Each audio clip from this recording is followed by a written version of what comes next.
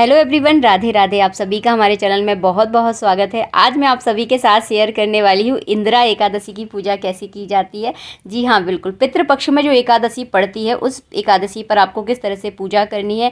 और हाँ, श्राद्ध एकादशी का श्राद्ध जो है ना कैसे मनाया जाता है, हमें किन बातों का ध्यान रखना है, इस वीडियो में मैं आप सबको ये भी बताने वाली हूँ। तो एकादशी के दिन जो है ना सुबह सुबह आपको पूजा करनी होती है। जिस दिन आपका व्रत होता है उस दिन थोड़ा सा आप जल्दी उठ जाए और उस जल्दी से नहा ले। नहाने के बाद जो है ना आपको पूजा करनी है। नहाने से पहले जो है ना आप चाय वगैरह बिल्कुल भी ना पिएं, पहले पूजा कर लें। उसके बाद जो है ना आप चाय वाय आराम से पी सकते हैं। तो सबसे पहले हमने यहाँ पर पटा बिछा लिया है। पटे पर पीले कलर का आप कपड़ा बिछा लें। इंदिरा एकादशी यानी पितृपक्ष में जो एकादशी पड़ती है उस एकादशी में जो है ना शालिग्राम भगवान की जो है ना पूजा की जाती है। लेकिन एकादशी के जो प्रधान देवता हैं वो हैं भगवान विष्णु जी। तो बस मेरे पास भगवान विष्णु जी, लक्ष्मी जी की तस्वीर है, मूर्ति बोली तस्वीर थी, तो तस्वीर जो है ना मैंने इस पूजा में रख ली है। अगर आपके पास है तो रख लीजिए, अगर नहीं है तो कोई दिक्कत नहीं है। इंदिरा एकादशी में जो है ना भगवान शालिग्राम की पूजा की जाती है। अगर आपके घर में भगवान शालिग्राम है तो आप उनकी भी पूजा कर सकते हैं। भगवान विष्णु की कोई मूर्ति है तो उनकी पूजा कर सकते हैं। अगर आपके यहाँ लड्डू गोपाल भी है ना तब भी उनकी भी आप जो है ना पूजा कर सकते हैं। मेरी यहाँ पर चल रही है पूजा की तैयारी, जब तक मैं जो है ना आपको एकादशी के श्राद्ध के बारे में बता दूँ। तो एकादशी के श्राद्ध में जो है ना अन्न एकदम निषेध माना जाता है। ना आप किसी ब्राह्मण को अपने घर पर बुलाकर अन्न खिला सकते हैं, ना आप अन्न का दान कर सकते हैं, क्योंकि शास्त्र ये कहता है कि एकादशी पर जो है ना अन्न एकदम निषेध माना गया है।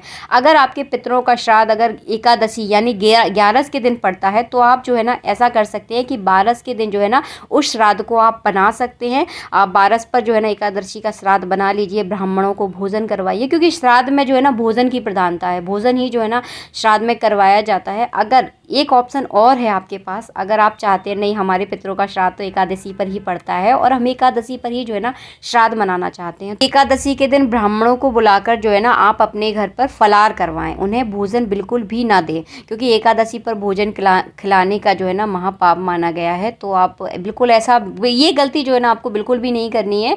कुल मिलाकर जो है ना अगर आप एकादशी पर श्राद्ध मना रहे हैं तो उन्हें फलार कराएं। वैसे एकादशी का श्राद्ध जो है ना 12 के दिन ही मनाया जाता है। मैंने आपको दोनों तरीके बता दिए। आई होप आपको चीज़ें समझ में आ गई होंगी। एक बार मैं फिर से रिपीट कर रही हूँ, अगर आपके पितरों का श्राद्ध एकादशी के दिन पड़ता है तो वो एकादशी वाला श्राद्ध आप 12 के दिन मनाएं। अगर आप नहीं चाहते हैं कि हम एकादशी वाले दिन ही मनाएं तो जो है ना आपको फलार कराना है। आई होप आपको सारी चीज़ें समझ में आ गई होंगी।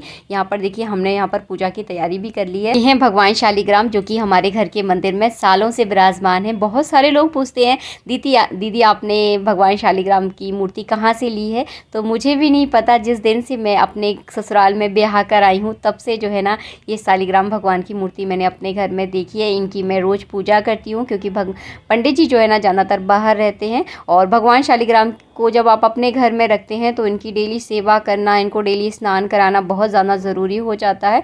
एक बात और मैं कहना चाहूँगी, कई जगह जो है ना औरतों के लिए भगवान शालिग्राम की पूजा एकदम निषेध मानी गई है, और ये बात एकदम सच भी है। लेकिन अगर आप करते हैं पूजा भगवान शालिग्राम की तो पितृपक्ष की एकादशी पर आप इस तरह से भगवान शालिग्राम की पूजा कर सकते हैं। अगर आपके यहाँ निषेध मानी गई है तो भगवान विष्णु और लक्ष्मी जी की पूजा जो है ना आप इस व्रत में कर सकते हैं। आप लड्डू गोपाल की पूजा भी जो है ना इस व्रत में कर सकते हैं। लेकिन पितृपक्ष की एकादशी में जो है ना भगवान शालिग्राम की ही पूजा की जाती है। मैंने सारी चीज़ें आपको क्लियरली बता दी है यहाँ पर।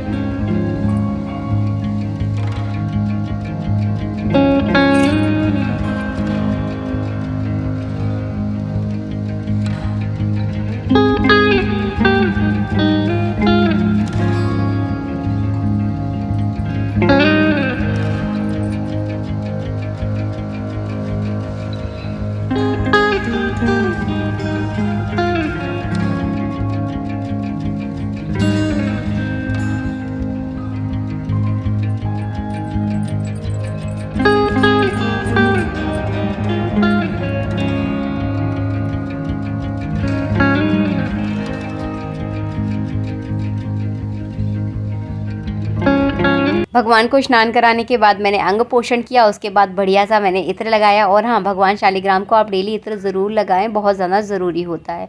इत्र लगाने के बाद जो है ना, मैं इस तरह का टीका जो है ना उन्हें डेली लगाती हूँ। इस तरह का लंबा वाला टीका जो है ना डेली लगाया जाता है। और हमारे यहाँ पर इसी तरह से जो है ना भगवान शालिग्राम की रोज़ जो है ना मैं पूजा करती हूँ। भगवान शालिग्राम को जो है ना हमेशा आसन के ऊपर ही जो है ना हमें विराजमान करना चाहिए। तो बहुत पहले जो है ना मैंने कुसा से भगवान शालिग्राम के लिए जो है ना इस तरह का आसन बनाया था। बहुत पुराना आसन है और आप लोगों के साथ वीडियो भी बहुत पहले शेयर किया था, आप देखोगे नीचे तो आपको मिल जाएगा। तो आप भी जो है ना इस तरह से भगवान शालिग्राम के लिए कुसा पर आसन बनाएं, क्योंकि कुसा जो है ना बहुत ज़्यादा पवित्र मानी गई है। और इसके बाद जो है ना चंदन लगा दिया, कलावा रूपी वस्त्र अर्पित कर दिया, जनेऊ भी हम चढ़ा देंगे, फूलों से आसन बिछा दिया है। चावल का आपको यूज़ बिल्कुल भी नहीं करना है, इस बात का विशेष ध्यान रखिए आप। भगवान शालिग्राम की पूजा में अगर आपने इस तरह से तुलसी से अर्चन नहीं किया तो समझ लीजिए आपने उनकी पूजा ही नहीं की।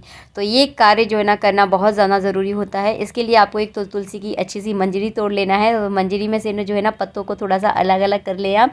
थोड़ी सी आपको इसके साथ तिली चाहिए, तो सफ़ेद तिली भी ले सकते हैं, काली तिली भी ले सकते हैं, आपके पास जो भी तिली है उस तिली का आप यूज़ कर लीजिए। और यहाँ पर जो है ना तुलसी से और तिली से जो है ना भगवान शालिग्राम को अर्चन करना है आपको। इस समय जो है ना आप मंत्र भी बोल सकते हैं, गोपाल सहस्त्रनाम का आप पाठ कर सकते हैं। गोपाल सहस्त्रनाम थोड़ा सा बड़ा हो जाता है, तो आप अगर कोई मंत्र बोलना चाहते हैं तो बोल सकते हैं। हो सकेगा तो नीचे डिस्क्रिप्शन में मैं ज़रूर दे दूँगी, तो आपको आसानी होगी। इस तरह से तुलसी से अर्चना आप ज़रूर करें। आप चाहे तो 108 बार भी कर सकते हैं। अब 108 तुलसी के पत्ते इसके लिए आपको आवश्यक होंगे। अगर 108 पत्ते नहीं है तो कोई दिक्कत नहीं है, 11 बार 21 बार जो है ना तुलसी से अर्चना आप ज़रूर करें। पितृपक्ष की एकादशी पर आपको ये कार्य ज़रूर करना है, बहुत ज़्यादा ज़रूरी होता है। इससे जो है ना आपके पितृ प्रसन्न होते हैं। और एक बात मैं लास्ट में आप लोगों को बताना चाहूँगी, जिसके पितृ प्रसन्न होते हैं उस पर देवी देवता की कृपा जो है ना अपने आप बरसने लगती है। पितृपक्षी एकादशी में तिली बहुत ज़्यादा आवश्यक है। तिली का ही आपको भोग लगाना है, तिली को ही दान करना है और तिली को ही जो है ना आपको खाना है। तो इस बात का ध्यान रखें, तिली अवश्य रूप से आपको चढ़ाना है। यहाँ पर हमने फल चढ़ा दिए हैं, तिली से बनी हुई कोई भी आप मिठाई चढ़ा सकते हैं। उसके बाद आप कथा पढ़ लें, एकादशी की कथा का भी पूजन आपको ज़रूर करना है। इसके बाद आपको आरती करनी है। आई होप आपको हमारा वीडियो बहुत पसंद आया। वीडियो अच्छा लगा है तो प्लीज़ वीडियो को लाइक ज़रूर करना। इस तरह से पितृपक्ष की एकादशी पर आपको पूजा करनी है। इस एकादशी को इंदिरा एकादशी बोला जाता है। श्राद्ध के बारे में मैंने पूरा आपको अच्छे से बता दिया है। एकादशी के दिन ना कभी किसी को अन्न दें और ना ही आप अन्न खाएं, इस बात का ध्यान रखें। जो लोग व्रत करते हैं उन लोगों के लिए ये नियम बहुत ज़्यादा ज़रूरी होता है। जो